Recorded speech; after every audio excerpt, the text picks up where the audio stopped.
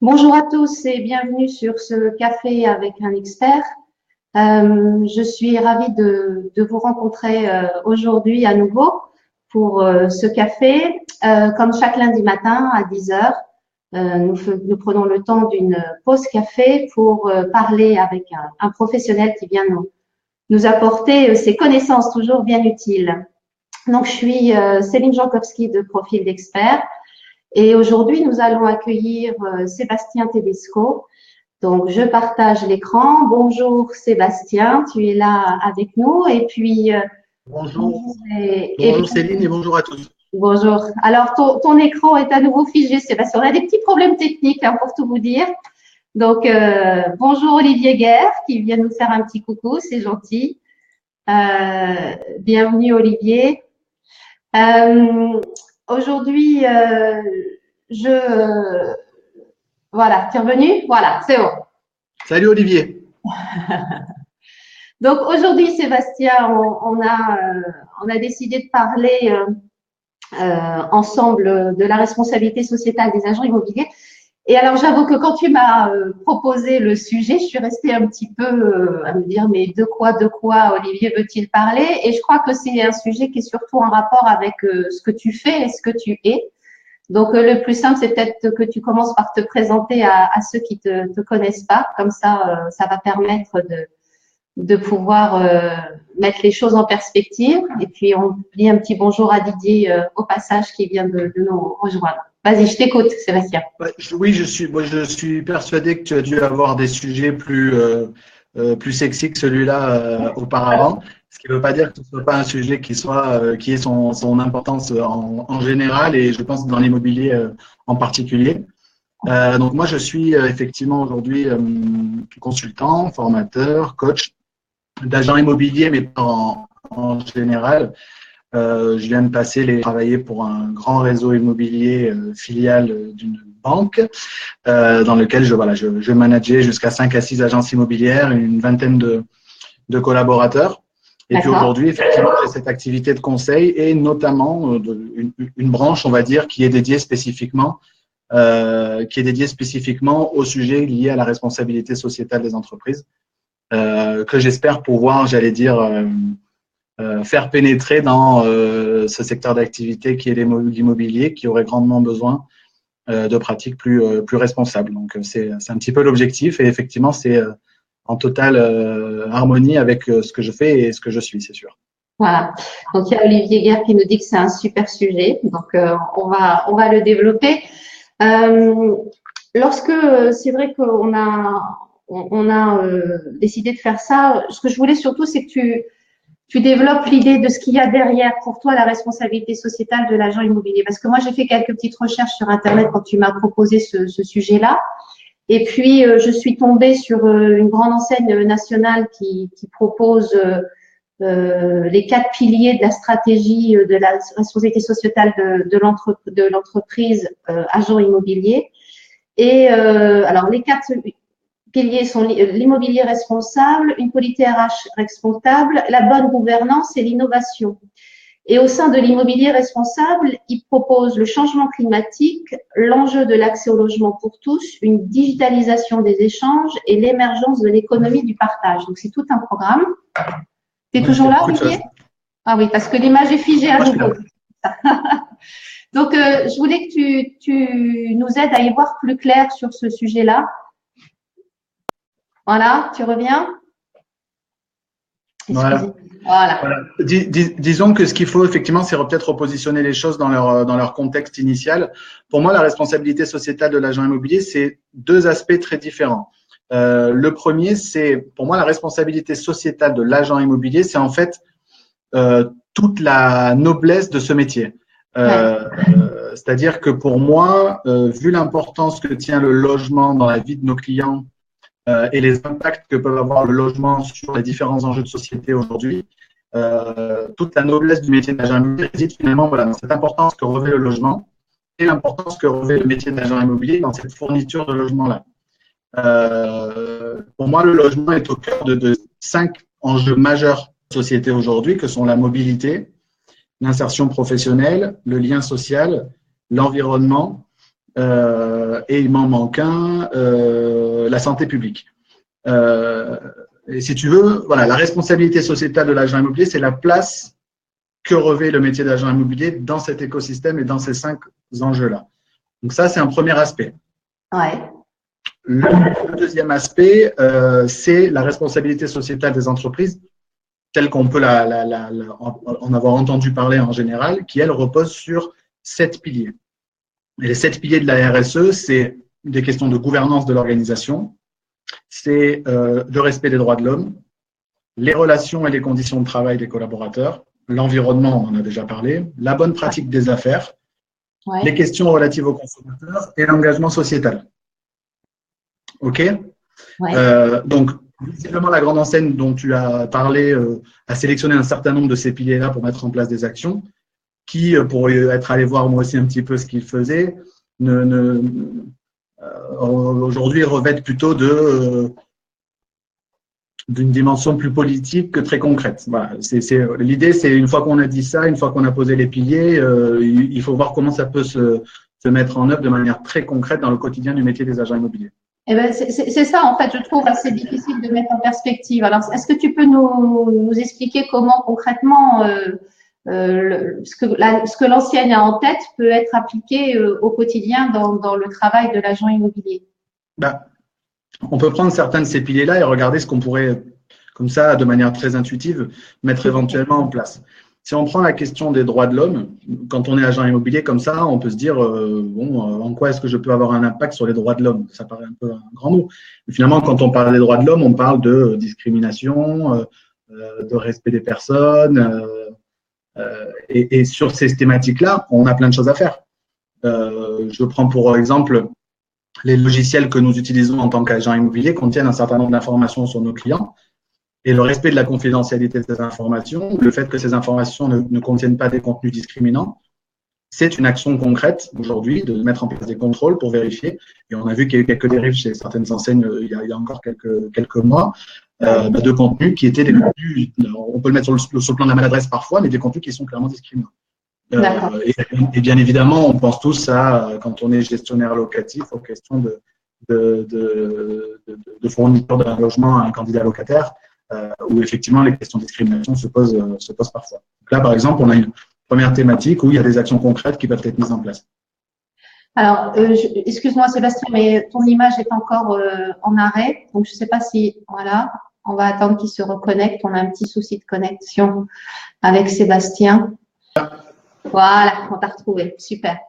Donc ça, c'était pour la discrimination physique de la personne. Après, sur les piliers plus environnementaux, comment concrètement dans leurs actions, les agents, notamment peut-être sur la protection de l'environnement quand on parle de la digitalisation par exemple Exactement. Exactement. On peut aller sur des choses qui sont sur une dématérialisation totale du processus de travail de l'agent immobilier, qui forcément a un impact environnemental qui est pas neutre.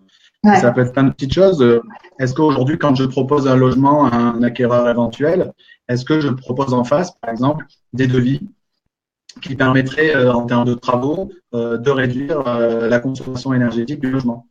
C'est bien, on fournit aujourd'hui un diagnostic énergétique, mais est-ce qu'on fournit finalement les préconisations qui vont en face pour valider le fait qu'on est susceptible de décémer comme ça cet impact et de réduire la consommation du logement? Il faudrait peut-être pour chaque appartement proposer la réduction de l'impact environnemental du logement. C'est beaucoup de travail parfois, mais je pense sur l'intérêt que toutes ces actions peuvent avoir pour l'agent immobilier, c'est pas dénué d'intérêt pour l'agent immobilier. C'est un peu comme apporter un service complémentaire en fait. C'est aller au-delà du rôle habituel de l'agent et de pouvoir proposer autre chose, une autre façon de travailler. On sait qu'aujourd'hui, dès que vous allez un petit peu au-delà de ce que le client attend de vous, c'est comme ça que vous sécurisez vos honoraires, que vous les justifiez, que vous les valorisez. Et c'est une des problématiques auxquelles on est confronté aujourd'hui. Donc, prendre cet angle-là pour aller plus loin que ce que les clients attendent de nous, je pense que c'est une logique qui peut être vertueuse. Pour revenir sur l'impact environnemental, il y a un article qui est sorti cette semaine dans le journal de l'agence, je crois, avec une universitaire de Bordeaux qui défend, on va dire, qui qui challenge un petit peu les agents immobiliers dont ils argumentent le mandat exclusif et qui pose notamment une question qui est quel est l'impact carbone du mandat exclusif face à l'impact carbone du mandat simple. Et là, on a peut-être finalement un axe d'argumentation auprès de nos clients parce que on sait très bien qu'en multipliant les mandats, on multiplie les actions des agents immobiliers, donc on multiplie l'impact carbone du mandat. Donc il y a vraiment plein de choses, si on pouvait être un peu innovant, qui pourraient permettre d'aller un petit peu plus loin. Ouais, et alors Olivier Guerre là, qui nous suit, mais prendre la mesure de l'impact sociétal que peut avoir le conseiller, c'est aussi augmenter la valeur de celui-ci en interrogation.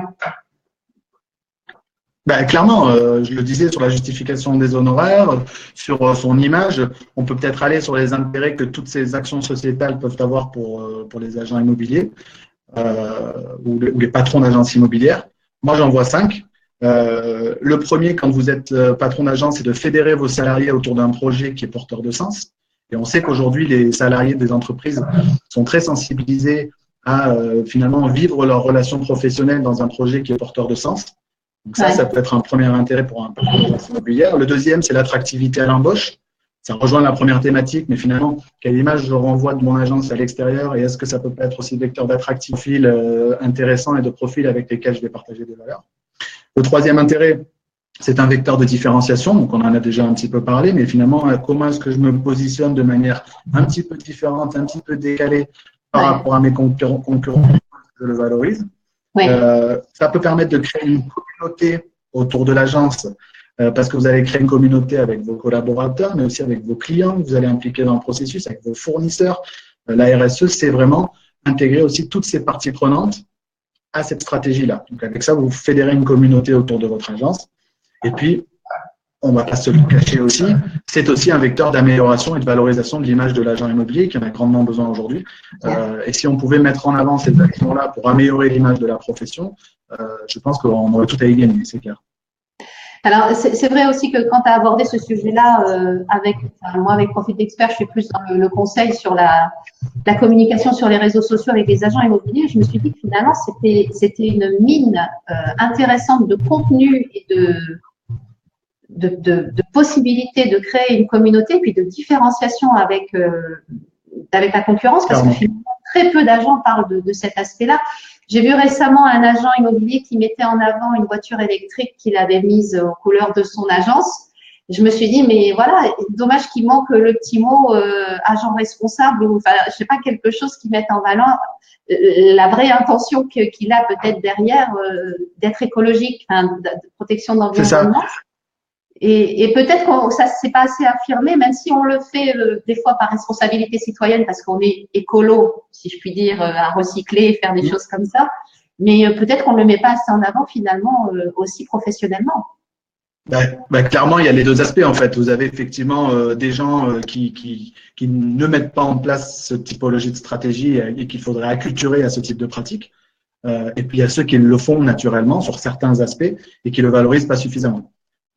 C'est deux aspects de mon métier d'accompagnement d'une certaine manière. C'est d'essayer de faire prendre conscience qu'il y a des choses très faciles qui peuvent être mises en œuvre et d'autre part d'améliorer la valorisation de ces pratiques-là pour les mettre vraiment au cœur d'une véritable stratégie qui implique tout le monde, qui implique les collaborateurs, qui implique les clients et d'en faire un vecteur de communication aussi très clairement. Là, on a abordé des questions qui sont assez basiques sur l'environnement, mais pour moi, c'est aussi toutes les questions.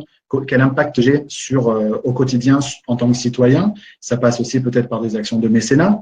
Donc je mène des réflexions autour de la reversion d'une part des honoraires à des projets caritatifs qui luttent contre le mal logement.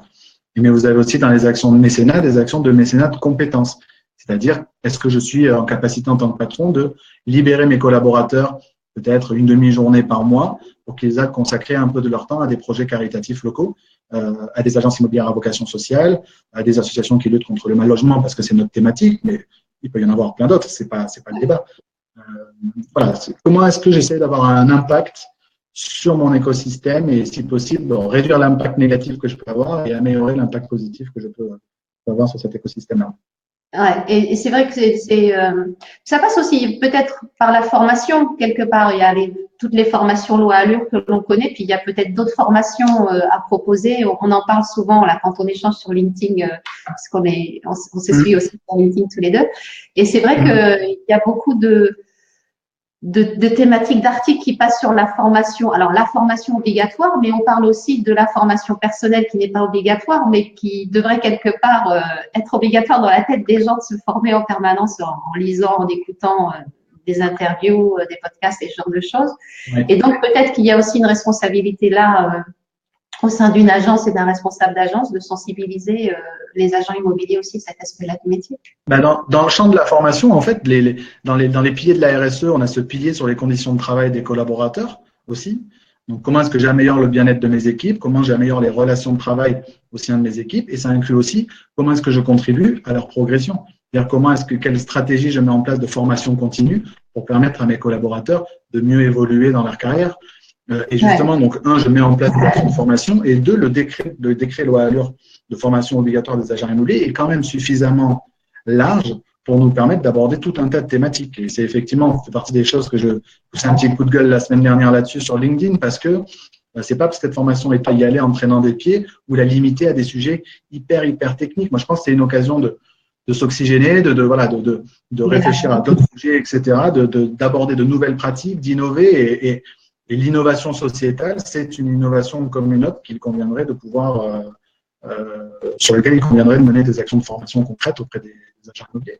Dans les actions de formation, je pense qu'il y a peut-être quelque chose à faire, par exemple, dans est-ce que je forme mes collaborateurs à ce qu'ils puissent détecter des logements adaptés. Est-ce que tout le monde est au courant aujourd'hui des critères qui permettent à une personne à mobilité réduite d'améliorer l'accessibilité dans son logement, par exemple. Là, il y a des actions concrètes à mettre en œuvre pour permettre aux agents de mieux évaluer l'accessibilité d'un logement et pourquoi pas prioriser ces logements accessibles avec un partenariat, par exemple, avec l'Association des paralysés de France. Ils sont dans ma rue à Nice. Comment est-ce que je peux permettre d'isoler dans mon portefeuille de mandat les 3 ou 4 qui sont accessibles aux personnes à mobilité réduite et pourquoi est-ce que je ne les proposerais pas en priorité aux gens de l'Association des paralysés de France pour permettre à leurs bénéficiaires d'en profiter. Il y a plein de choses à faire. C'est vrai que finalement c'est une démarche très proactive à avoir. Hein. C'est pas, on doit pas être dans l'attente de la demande du client par rapport à ça, mais c'est quand même à l'agent d'aller vers cette démarche-là, cette volonté et de l'afficher. Et de le faire savoir, voilà. Parce que c'est sûr que si les gens ne le savent pas, c'est compliqué de mettre en place ces actions-là. Mais c'est vraiment, en fait, c'est juste changer de regard dans sa pratique au quotidien et de dire, tiens, là, il se passe quelque chose. Comment est-ce que je le vis?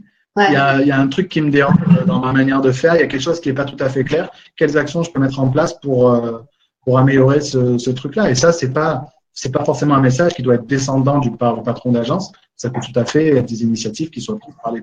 Donc, si tant est qu'on laisse la place aux équipes aussi de s'exprimer et de faire valoir leur point de vue, leurs idéaux, leurs convictions, quoi, tout simplement.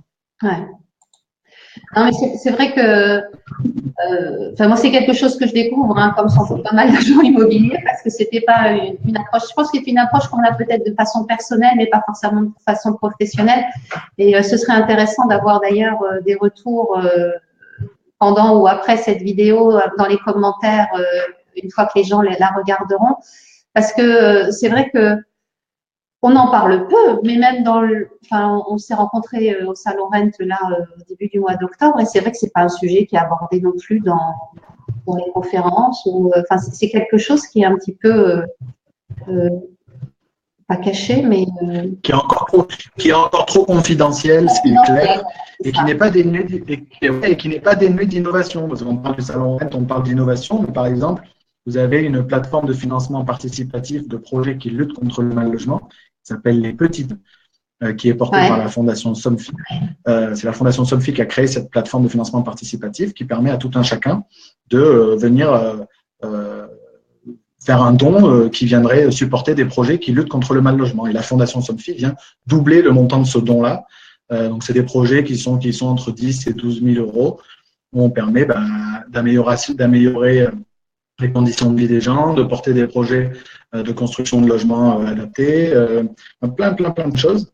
Et pourtant, c'est une plateforme de financement participatif avec tout ce qu'elle a d'innovant et de moderne sur des sujets clairement responsables. Mais il faut se donner la peine de chercher les infos, mais pour qui veut les trouver, il y a de quoi trouver, il y a de quoi faire. Alors, par rapport à ça, tu proposes quoi finalement dans Valeurs Immobilières tu proposes des formations, tu proposes une réflexion. Quelle est ta démarche par rapport à ça? Ce qui est le plus pertinent, c'est d'aller vers quelque chose finalement qui soit dans la durée. C'est-à-dire qu'on commence par échanger avec le patron de l'agence immobilière sur sa stratégie en général dans le cadre du développement de son activité et on essaye de voir en fonction de ses convictions, de ses envies. Il n'est pas question d'aller imposer certaines thématiques plus qu'une autre. Moi, je conseille un patron d'agence qui est touché par la maltraitance des animaux. On a parlé beaucoup de mal logement aujourd'hui, mais ça peut être tout un tas de thématiques. Mais c'est comment est-ce que j'intègre ces convictions que je peux avoir dans une stratégie responsable? Comment est-ce que j'intègre mes collaborateurs à cette stratégie-là? Donc, on mène des actions. Donc, ça commence par une action. On met des préconisations, on partage avec les équipes. Une fois qu'on tombe à peu près tous d'accord sur un mode de fonctionnement, après, on peut déployer effectivement des actions de formation, des actions de coaching individuel, etc., etc. Et c'est vrai que ça part souvent de la conviction d'un patron d'agence de vouloir s'engager dans ce genre de thématique-là, en fonction, comme je dis, de sa propre sensibilité. C'est-à-dire que je ne viens pas là imposer les miennes, mais ces actions peuvent être menées sur tout un tas de sujets très différents. Donc, voilà, c'est de l'accompagnement, c'est du sur-mesure, et puis on réfléchit aux actions à mener et à comment les valoriser.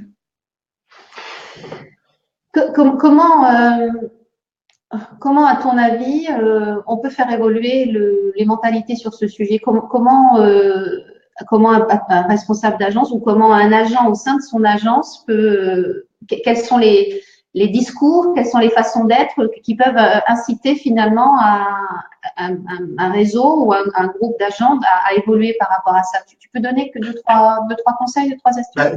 Déjà, je pense que ce qu'on est en train de faire aujourd'hui, c'est pas neutre et je pense qu'il convient de partager le plus possible finalement des échanges comme ceux qu'on peut avoir aujourd'hui. Et j'essaierai de contribuer à la diffusion de ce qu'on est en train de se dire là pour faire connaître effectivement ces sujets. Ouais. Il y a, je sais pas, moi c'est vrai que j'assiste tous les ans à la remise du rapport de la Fondation Abbé Pierre sur le mal logement. Il y a des associations à tous les coins de rue qui luttent dans ces domaines-là. Il faut se renseigner, il faut s'intéresser sur les actions qui sont menées, les actions d'associations très costauds comme Habitat et Humanisme par exemple, qui menait un événement la semaine dernière sur le bassin niçois où je suis moi et ils mènent des actions très intéressantes. Ils mènent notamment un projet qui s'appelle l'école, où on apprend à des gens qui sortent de logements, qui sont en réinsertion totale et qui sortent de logements temporaires, à se réapproprier le logement, aux bonnes pratiques de réduction de la facture énergétique, parce que la précarité énergétique, c'est aussi un vrai problème. Et on apprend un petit peu tous les bons gestes à ces gens qui parfois étaient dans la rue il y a encore peu de temps, pour qu'ils deviennent un petit peu le parfait locataire. Donc, voilà, tous des petits projets comme ça qui nécessiterait que nous, en tant que professionnels, on puisse apporter notre pierre aussi, parce que souvent, ces associations ont aussi besoin d'être professionnalisées d'une certaine manière dans leur pratique, d'avoir un regard un petit peu qui vient du privé et qui vient du terrain. C'est toujours intéressant pour ces structures-là. Donc, rapprochez-vous de ces structures et voyez comment vous pouvez leur être utile. Et je le dis, on ne parle pas forcément de mécénat financier. Hein. Je suis conscient du contexte que certains de nos confrères peuvent vivre. Ça peut être des actions de mécénat de compétences. Comment est-ce que je peux me libérer un peu de temps pour m'engager auprès de ces associations ou alors comment est-ce que je modifie mes pratiques sur certains sujets? Mais on n'est pas obligé de tout faire. On prend un axe, action par action, on mène une action, on la valorise, et après on passe à la suivante. On voit comment les clients réagissent, on voit comment les collaborateurs s'approprient le projet d'entreprise. Et à partir de là, on obtient des résultats intéressants. Mais c'est vrai que ça manque peut-être un petit peu de conférences sur le sujet. Alors justement, il y a Olivier qui… Il faudrait que des gens comme moi, finalement, puissent porter la parole auprès de groupements d'agences immobilières. Voilà. Dans les commentaires, on suggère que tu fasses une conférence sur le sujet. Donc voilà. Avec grand plaisir. C'est ça fait partie de mes projets. Je suis sûr qu'on peut finalement se regrouper aussi parce que on parlait en préambule de la manière dont certains grands groupes immobiliers mènent des stratégies RSE. Et parfois, ces stratégies-là sont pas d'agents immobiliers indépendants, de l'agent immobilier de quartier. Donc, il faudrait peut-être se réunir. Donc, j'ai la volonté de créer un mouvement où les agents immobiliers qui souhaitent s'engager dans ce type de démarche-là puissent se regrouper, échanger, effectivement avoir une portée plus grande de leurs actions parce qu'ils seraient plus nombreux. Voilà, de manière à ce qu'on puisse porter cette parole à un plus grand nombre, mener des actions peut-être à plus grande échelle, partager des bonnes pratiques. Donc voilà, donc, s'il y a des agents immobiliers qui nous écoutent, qui veulent s'engager dans ce type de démarche, je suis vraiment ouvert à ce qu'on puisse créer un mouvement ensemble pour porter peut-être ces thématiques-là et montrer aussi qu'il existe aujourd'hui en France des agents immobiliers responsables, solidaires, qui veulent s'engager un petit peu différemment. Ils sont trop peu connus, mais il en existe beaucoup. Il y a une agence sur Strasbourg qui s'appelle Robin des Toits et qui reverse 5 à 15% jusqu'à 15% de ses honoraires à des projets caritatifs sur chaque vente et qui implique ses clients dans le choix du projet caritatif à soutenir. Et ça, depuis des années, et trop peu de gens en connaissent cette agence immobilière qui, depuis quelques années, a reversé plusieurs dizaines de milliers d'euros à des projets caritatifs. Donc, il existe des gens, mais on est trop peu nombreux peut-être et trop éclatés sur le territoire pour exister. Mais en se fédérant, je suis sûr qu'on pourrait arriver à faire des choses. C'est clair que le fait d'être fédéré a un impact plus fort. Donc, ce serait peut-être intéressant et tu y as sans doute pensé de commencer à rassembler peut-être en un lieu plein d'informations. Je sais pas, tu travailles là-dessus, tu essayes d'avoir, je sais pas, un site. Je cherche en fait, ce que je cherche à faire depuis quelques mois, parce que c'est pas très vieux, c'est d'identifier ces gens-là. Et ce qu'on est en train de faire aujourd'hui doit pouvoir contribuer à identifier les gens qui aimeraient s'engager dans ce type de démarche-là, pour qu'on puisse déjà regarder quel est le potentiel de personnes et comment on peut mener des actions. Effectivement, la première d'entre elles, ce serait de se faire connaître, de faire connaître le sujet. On mène tous nos métiers. Moi, c'est une branche, une partie de mon activité, mais auquel j'aimerais beaucoup consacrer du temps, si tant est qu'on soit suffisamment nombreux pour porter le sujet à plus grande échelle, parce que ça ne dépend que de chacun de nous, mais si on était plus nombreux, on pourrait vraiment porter le message à plus grande échelle. Ouais, donc là, il y a quelque chose à faire et tu vois, je vois dans les commentaires que ça suscite des réactions parce que j'ai Christophe Coris. Alors, je suis désolée, j'arrive pas à montrer ce commentaire-là, il veut pas apparaître sur l'écran, qui dit « Essaie de joindre le patron d'Eco-Action, plus c'est ton alter ego sur Brest ». Donc, tu vois, tu vas avoir des suggestions en regardant le replay là tout à l'heure, enfin, en retournant sur la page de profil d'expert. Bonjour David, qui rentre de visite, donc c'est gentil de nous rejoindre. Il y a Didier qui dit qu'il reste disponible pour apporter sa vision du métier et des acteurs. Donc voilà, il y a du monde qui est intéressé. C'est vrai que c'est un sujet qu'on aborde peu, mais moi, tu vois, c'est quelque chose auquel j'avais jamais spécialement pensé. Je pense qu'il y a plein d'agents qui pensent pas du tout à ça, qui sont dans leur quotidien de leur métier, dans espèce de routine où on a une façon de travailler et voilà, c'est bien d'avoir une ouverture comme ça. Mais surtout ne pas perdre de vue que ce sont nos clients qui nous le demandent. Les clients aujourd'hui consomment plus responsables, sont conscients de ces éléments-là et l'agent immobilier qui demain arriverait à valoriser ses actions sur ce thème-là, je suis persuadé qu'être plus responsable, c'est être plus performant, quoi. Il faut aussi se le dire très clairement, c'est-à-dire que c'est pas juste une lubie, etc. C'est que ces actions bien menées sont vecteurs de performance pour l'agent immobilier, j'en ai absolument aucun doute. Et je n'ai pas de doute non plus sur le fait que je ne suis pas seul et qu'il existe comme ça des gens partout sur le territoire qui ont cette sensibilité-là et qui ont envie de mener ces actions-là. Le tout, c'est qu'on s'identifie mutuellement et qu'on travaille ensemble. Ouais, c'est dans l'air du temps, c'est comme tous ces changements de mentalité et de façon de travailler, ça demande du temps et de la persévérance. Donc voilà, tu es vers cette tâche-là pour encore un petit peu de temps. Mais c'est super parce que tu vois, moi, les réactions sont intéressantes là sur le chat et je pense qu'il y a vraiment quelque chose à mener sur ce sujet-là. C'est super intéressant et c'est vrai que pour les réseaux sociaux, alors moi je reviens à la communication pour les agents immobiliers, mais je crois que ceux qui ont une réelle envie de se démarquer à ce sujet-là, c'est un vrai sujet porteur de différenciation et puis aussi d'amener les gens vers vous, de créer une communauté, comme tu disais, et je crois que ça peut être un vrai moyen d'attirer des prospects et des clients à soi, mais aussi d'avoir un vrai rôle sur le territoire qui travaille, quoi, d'amener une reconnaissance par rapport à cette démarche-là sur le territoire travaillé. Bah, si tu veux consacrer du temps à créer un groupe sur les réseaux sociaux sur le sujet, on peut, on peut en rediscuter sans aucun Eh ben, problème. écoute, pourquoi pas, mais et par contre, tu vois, ce qu'on peut faire, c'est revenir en parler régulièrement. Écoute, sur un prochain café avec un expert, on peut peut-être Avec grand plaisir. envisager d'avoir, je sais pas, un rendez-vous par trimestre ou quelque chose comme ça, si ça te dit. Ce Bah, serait ça, je pense que ça a fait l'objet ça a été une bonne introduction sur le sujet. Et maintenant, on pourra peut-être rentrer dans des choses beaucoup plus concrètes parce que ouais. les idées d'action à mettre en place, il y en a plein. Il y en a plein. Bah, écoute, on va regarder ça tous les deux et puis quitte à créer un groupe, alors sur Facebook ou ailleurs, hein, ou mettre en place via les réseaux sociaux une façon de communiquer sur le sujet, on pourra regarder ça avec grand plaisir, Sébastien, parce que je pense qu'il y a vraiment un grand intérêt là-dessus. Je suis désolée, tu es encore en image figée depuis un petit moment. Attends, je reviens. Tu reviens pas. Voilà. Pour la fin, pour qu'on ait enfin Sébastien en Juste mouvement. pour, voilà, juste pour conclure. Je reviens pour conclure. Bon, j'étais ravie de t'accueillir. Écoute, on a suscité de l'intérêt ce matin, donc ça c'est super. Donc Super. on va proposer suite au prochain épisode, comme on dit. Hein. On va Avec voir grand plaisir. on va voir comment on peut continuer sur le sujet. Et puis tous ceux qui nous ont suivis ce matin, merci beaucoup.